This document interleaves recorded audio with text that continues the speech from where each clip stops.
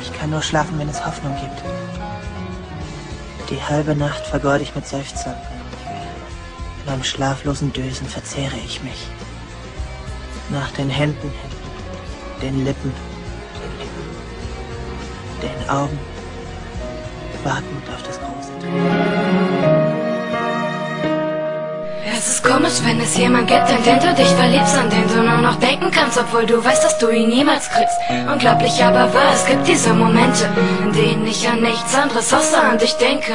Du bist besonders, so einzigartig, bis du mir verzeihen kannst. Glaub mir, so lang warte ich. Ich geb dir alle Zeit der Welt, bis du weißt, was du willst. Ich vermiss dich wirklich, du bist, was ich will. Ein paar Stunden, ein paar wenige Tage, in denen die Gefühle wirklich schön mit dir waren. Das mit dir ist mir wichtig, aber frag mich nicht warum. Ich kenne nur einen kleinen Teil von dir, der haut mich um.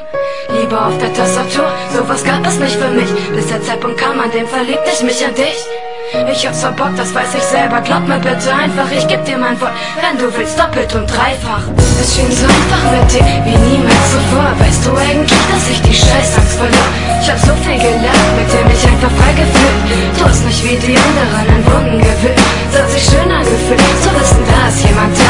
Ohne Stress, ohne Druck, weil es einfach nur Gefühle waren. Liebe ist ein großes Wort und braucht viel Zeit. Doch ich war das erste Mal seit langem dafür bereit. Es war kein Chaos mit dir, es war alles so leicht. Doch ich hab einen großen Fehler gemacht, das tut mir leid. Du hast dich kaum gemeldet und ich wusste, ich bin schuld. Meine größte Stärke ist nicht gerade diese scheiß Geduld.